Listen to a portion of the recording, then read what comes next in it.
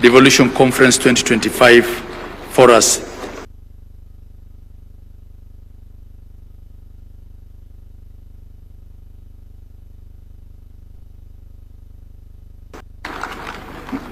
Thank you very much, Governor.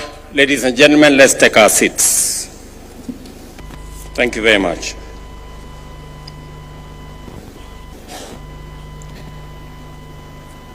Your Excellencies, honorable members, distinguished ladies and gentlemen, good afternoon.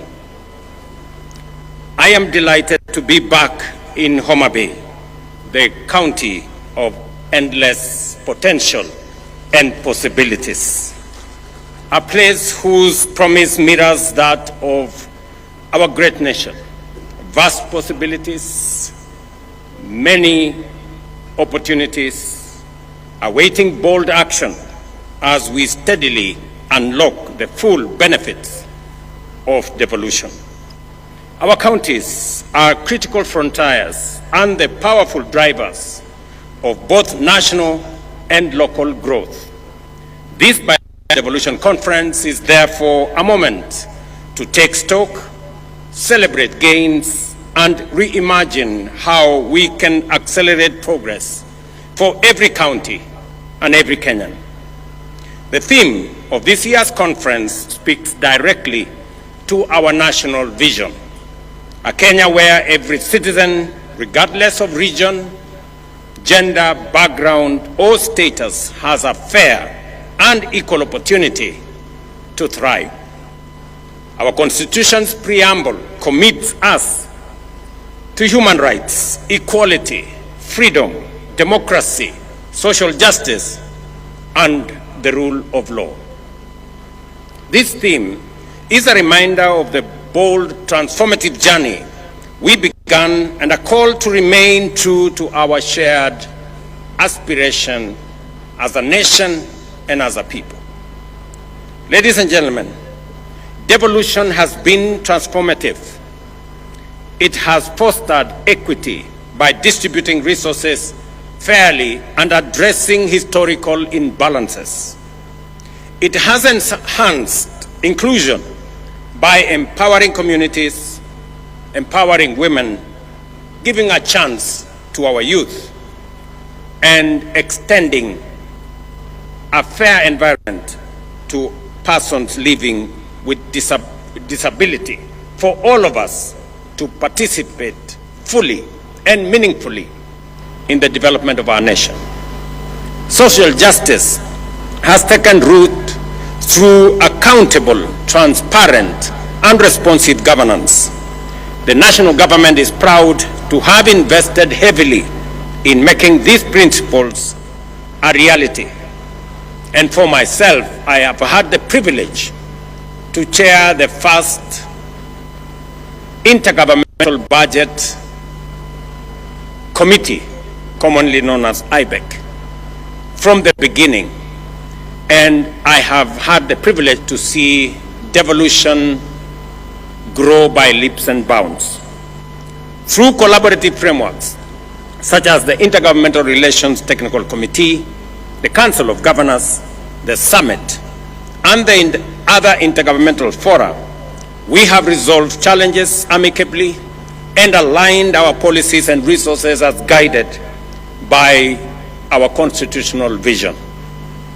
From the very first day of my administration, I affirmed that devolution is not merely a constitutional provision. It is the ground jewel of our democratic governance and the proudest achievement of the people of Kenya in our constitution-making process. I pledged to accelerate the full transfer of all outstanding devolved functions as assigned in the fourth schedule of our Constitution, together with the requisite resources. This commitment was formalized during the 11th National and County Government Coordinating Summit held at State House, Nairobi, on the 16th of December 2024, as has been alluded by the earlier speakers. I directed the Intergovernmental Relations Technical Committee to finalize the delineation, unbundling, and gazettement of all pending functions and to initiate the systematic transfer of budgetary allocations and other resources tied to those functions without delay. Today, I am proud to report that all 14 devolved functions have been conclusively delineated and bundled and formally gazetted. This milestone has eliminated decades-old ambiguities that hampered service delivery and fueled intergovernmental disputes. This achievement marks a decisive turning point in our journey to align functions with funding. It empowers county governments to design and implement programs that respond directly to local needs, from healthcare to agriculture to water management, infrastructure, trade, and early childhood education, while delivering measurable impact to all the people we serve. Further, to the gazettement of the unbundled and clarified functions by IGRTC on the 16th of December 2024 and the advanced process of resource identification, I am pleased again to announce that we have gazetted immovable assets, that is land and buildings, to transfer ownership to the counties through Gazette Notice number 11164 of yesterday, 12th August 2025, a process that has eluded us for the last 12 years.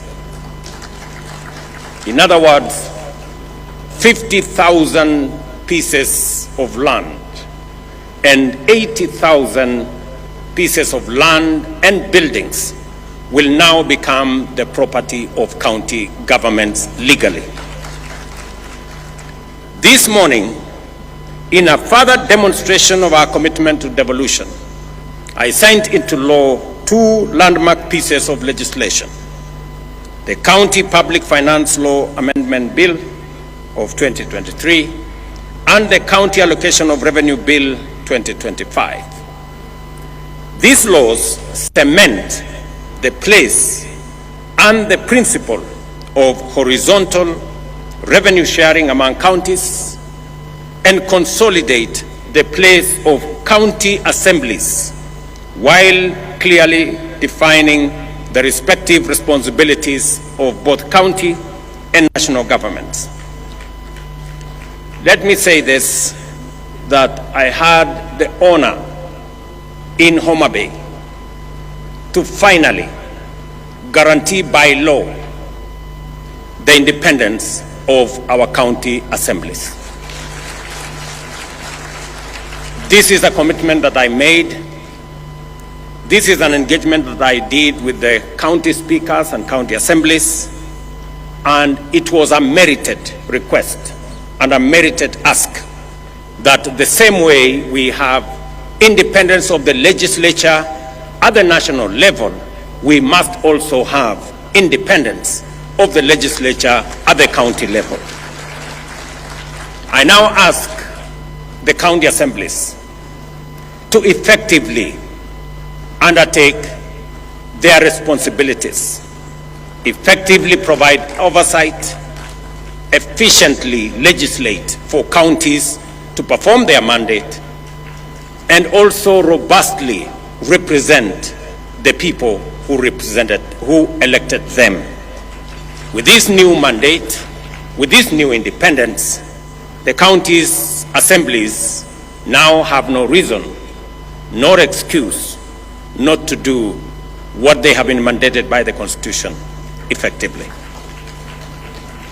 Under the Division of Revenue Act 2025, we have allocated an unprecedented Kenya shillings 415 billion to counties, nearly 30 billion more than last year's allocation.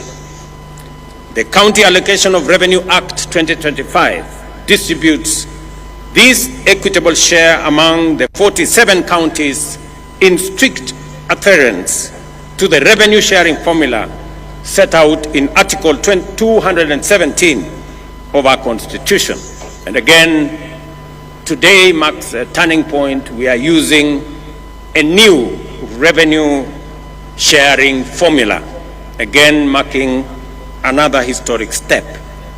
This is the first allocation, as I have said, to apply the fourth determination of the basis for division of revenue approved by Parliament this year. This is not just more money. It is a stronger foundation for counties to deliver, develop, and transform people's lives.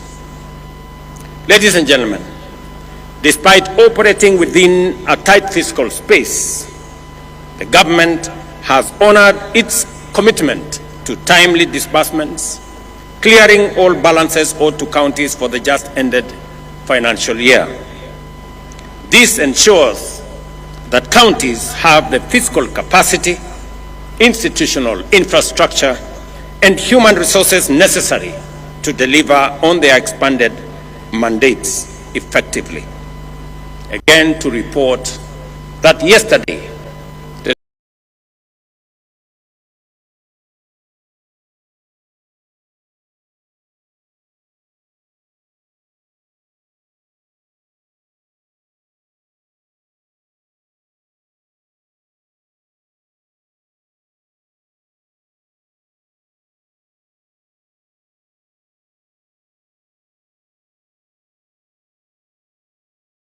agricultural programs changing lives at the grassroots.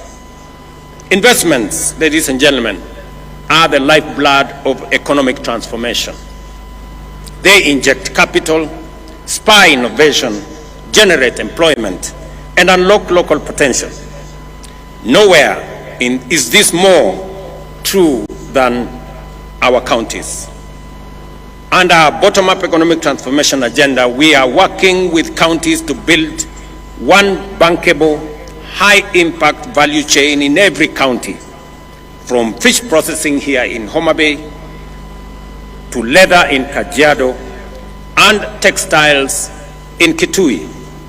This is about turning local potential into jobs, incomes, and exports. The Government of Kenya, through the Ministry of Investments, Trade and Industry, is developing investment procedures for key priority sectors, working with counties. This will serve as strategic tools to highlight opportunities, showcase value propositions, and support investor engagement locally in our counties and internationally as well. We have already completed the initial 4 sector packages: leather, business processing, outsourcing, e-mobility, and textile and apparels. By supporting end-to-end value chain ecosystems, we will increase local incomes, enhance food security, create jobs for our young people, and position counties as net exporters. Yet progress, again, ladies and gentlemen, is uneven, and the full promise of equity remains work in progress. This conference must be a turning point, not only for celebration, but for honest reflection and decisive action. To unlock the full potential of devolution, we must strengthen capacity in our counties by building the skills, expertise, and employing technology needed for effective service delivery. Excellencies, while we may not have all the resources we desire, we have enough to deliver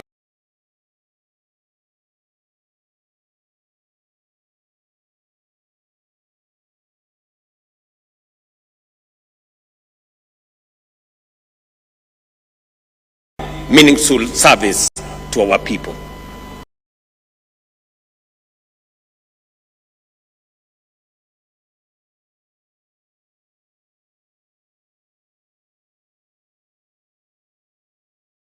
Ask ourselves, are we directing resources to the right purposes? Are we deploying them efficiently? How much is lost to waste and corruption? And what concrete measures are we putting in place to seal leakages, curb misuse, and enhance efficiency? These are the hard questions we must confront with candor, courage, and urgency. Without a doubt, we need to answer these questions as leaders. And I listened very carefully to the statements that have been made here, both by the earlier speakers, by the chair of the Council of Governors, by the Speaker of the Senate, and we all must be honest about ourselves and about what we are doing. And we must agree that the resources that are availed by the people of Kenya through their taxes are meant for delivering transformation in our counties and in our nation. I did sign into law a few weeks ago legislation that will boost the fight against corruption by signing into law the Conflict of Interest Bill, now law. I do expect that agencies charged with making sure that there is accountability at all levels of government take up their role as efficiently, as effectively, with accountability as the law and the Constitution mandates them. The EACC must take up their role. I have made it absolutely clear to the chair of the Anti-Corruption Commission, to the CEO of the Anti-Corruption Commission, that there will be no sacred cows and there will be no telephone call from anywhere below or above to stop anybody from being prosecuted for matters corruption. While I agree with the sentiments expressed by the Speaker of the Senate, and he has made a solid statement on holding governors and county governments to account, I also must say the legislature must also be held to account.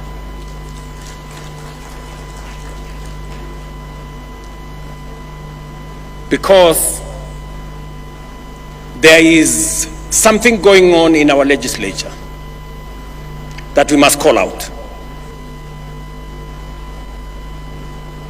There is money being demanded from the executive, from governors, from ministers, from people in the executive, especially those who go for accountability before our houses of parliament. Mr. Speaker, it cannot continue to be business as usual. It is not possible that committees of parliament demand to be bribed, demand to be paid for them to write reports or to look the other way for what is happening in either the national government or the county governments.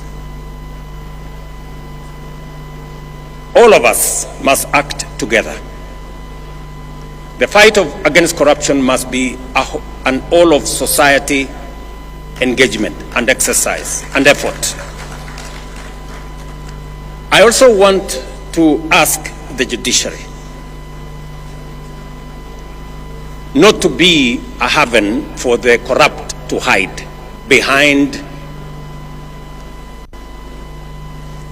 judicial decisions.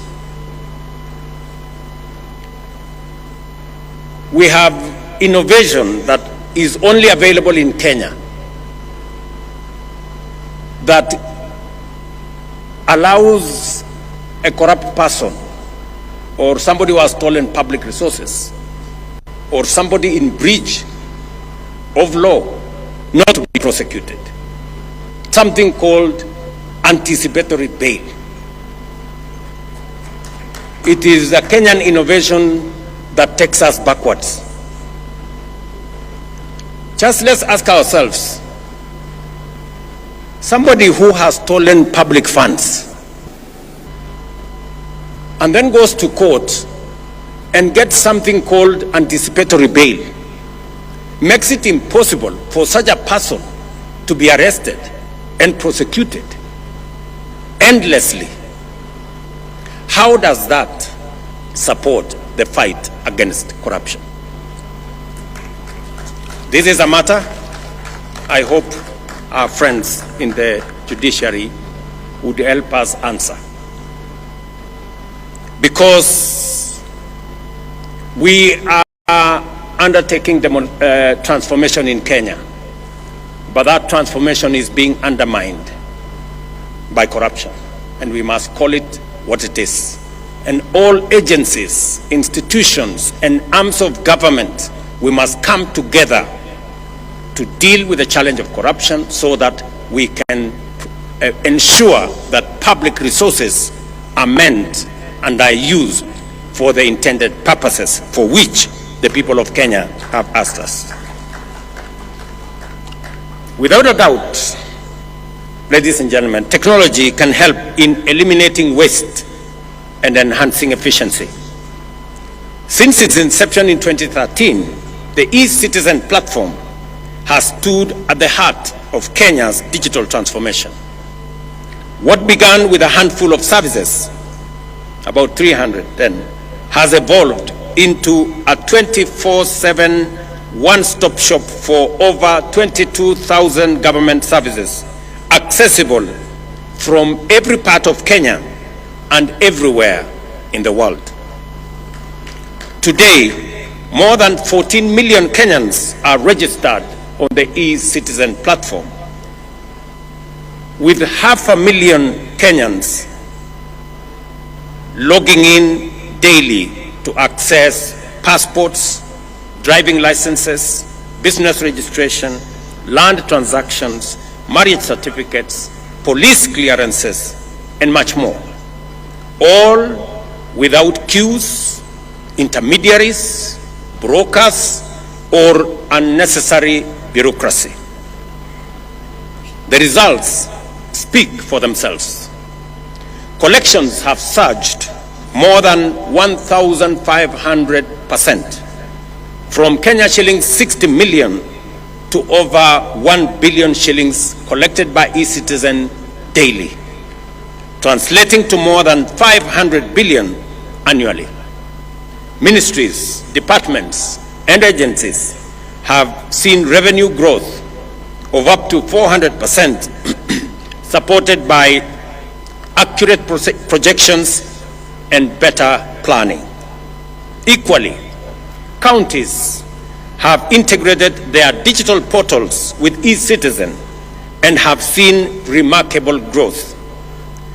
Mombasa County, for example, revenues have rose from 1.6 billion to Kenya shillings 2.5 billion, a 61% growth.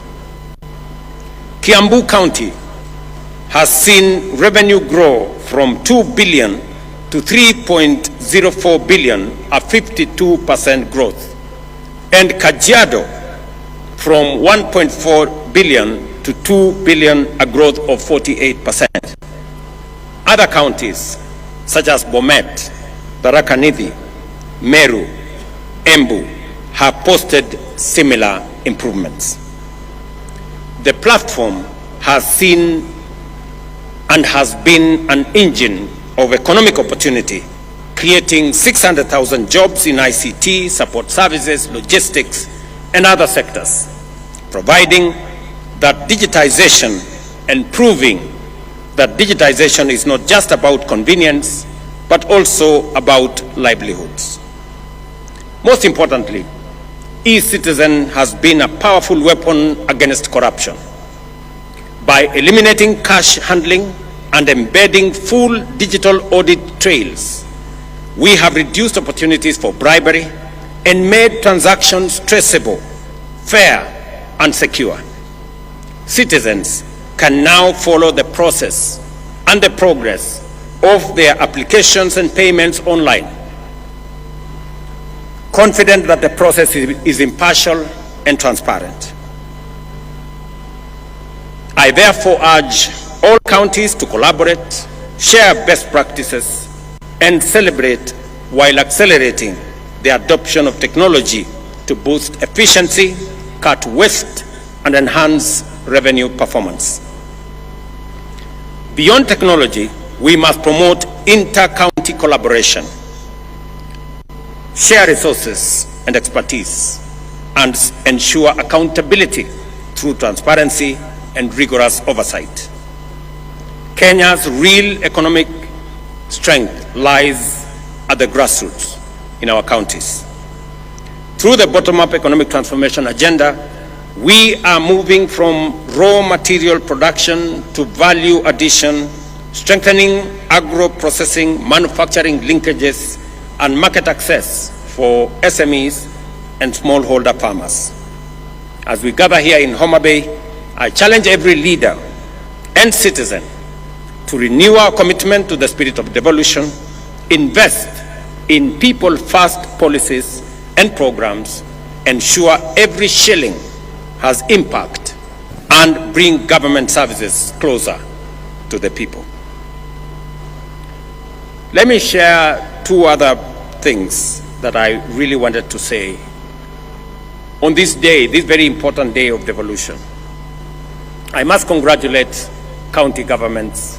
I must congratulate our governors and the county assemblies for the partnership they have demonstrated in working with me in the transformation of our country. We have worked together. The Constitution dictates that we do. We have worked together on matters of health, from community health promoters, the people who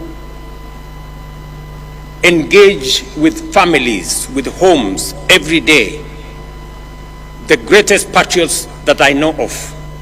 We have worked together with the counties, and I want to congratulate counties for sharing this resource so that we can bring health to be a reality and to be a right for all citizens, not a privilege for those who can afford. I am also happy that we have made tremendous progress in the delivery of our universal health coverage, working with counties. All the counties have signed into the program that will enable citizens access health at every facility in a way that doesn't exclude others. And as a result, we all know that more Kenyans are now in the bracket of SHA. 25.2 million Kenyans are already registered, many accessing service.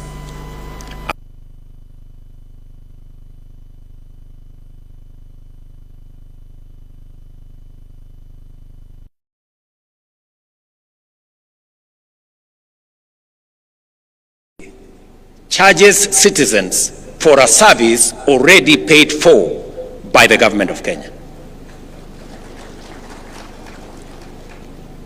Let me state here that we have made provisions in the budget of 21 billion Kenya shillings to make sure that treatment, medicine at level 2, at our dispensaries, at our health centers, at our sub-county hospitals, all the way to level 4, outpatient facilities, outpatient treatment is paid for fully by the government of Kenya.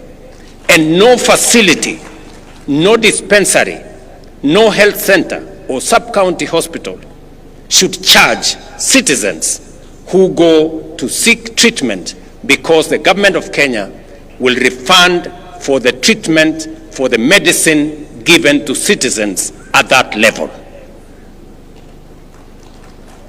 I am saying this because there are counties that are still charging citizens in health centers and dispensaries and level 4 for treatment when that treatment is already paid for by the government of Kenya. We should stop it.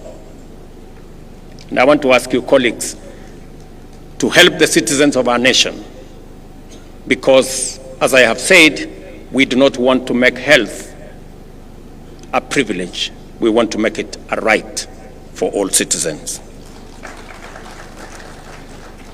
Let me also say that today is a great day because our friends, the members of county assemblies, can breathe some fresh air, that they do not have to work under the direction of the county executives. But I have also told you that use that independence for the good of the people. I know there is yet another outstanding commitment that we agreed upon. And because I am a solid believer in savings and encouraging the culture of savings, the county assembly's pensions bill has already been passed by the Senate. It has gone through the first reading in the National Assembly. And I'm confident that in the next couple of months, I will be signing into law the County Assembly's pensions bill into law so that county assemblies like the National Assembly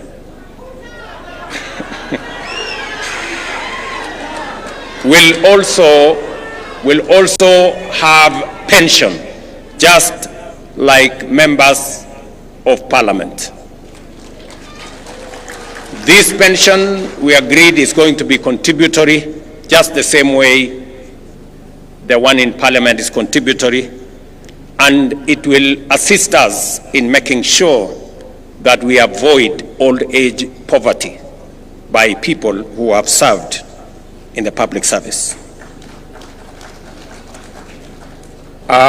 Today again in Homabay, I announced another milestone that through our housing levy and housing fund, we have rolled out affordable housing. We have rolled out construction of markets across Kenya. Today, we broke ground for the first ever hostel for student accommodation in Kenya. And here in Tom Mboya University, we will be building a hostel accommodation facility to host over 2,000 students, and we are rolling it across Kenya. We already have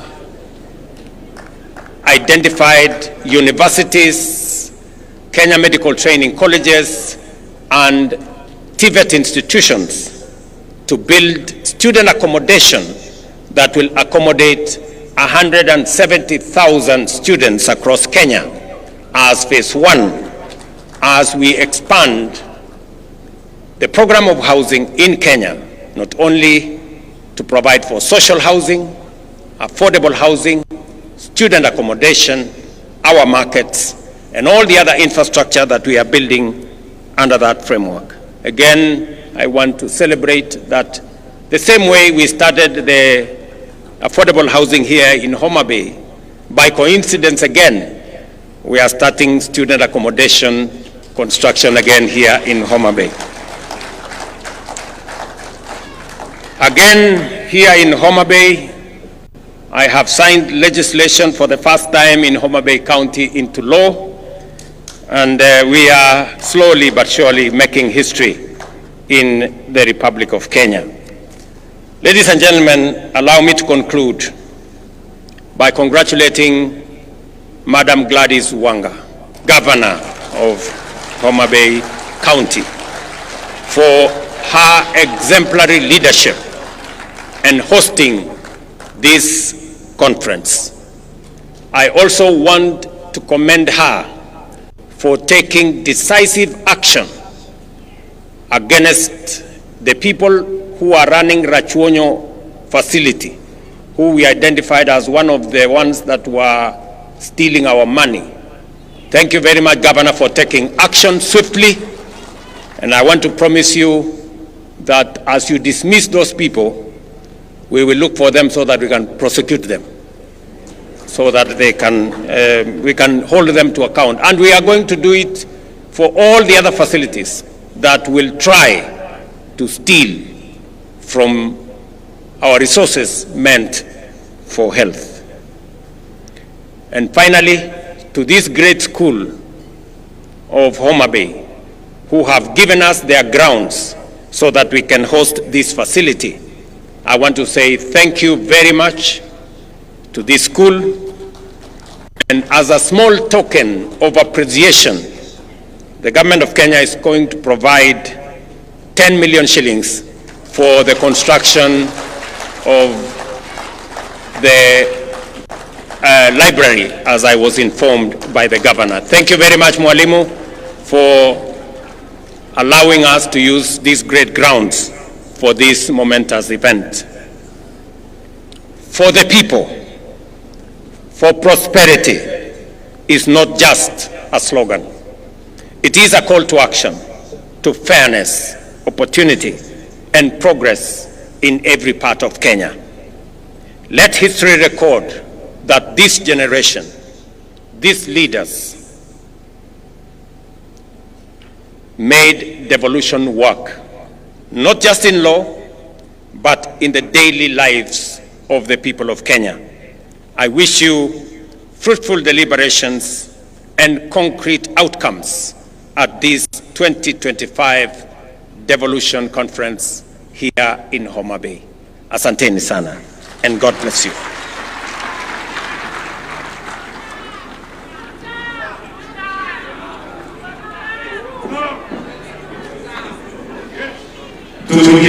Tafadhali Mheshimiwa Rais, let us take our seats briefly, please. Kindly, we can just take our seats. We still have the launch of the Devolution Training Institute induction manual. And allow me, Your Excellency, to invite the COG Chair, the host governor, the Vice Chair COG, the Speaker of the Senate, PS Devolution, COG Whip, CEO COG, and Ambassador Sebastian Groth to flank His Excellency as we now progress to the launch of the Devolution Training Institute induction manual. So the launch will be with the press of this buzzer.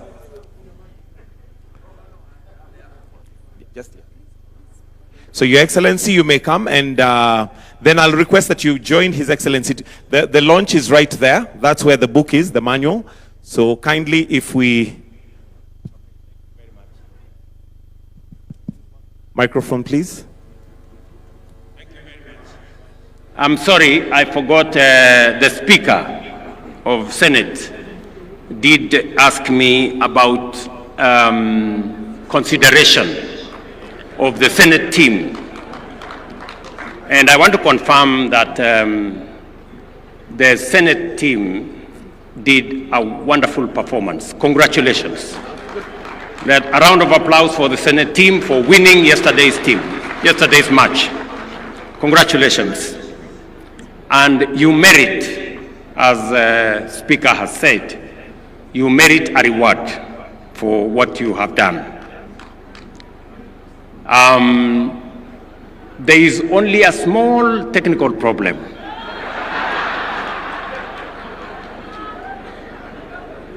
Rewards at the level of what we have done for Harambee Stars is only given when the opposite team is not Kenyan.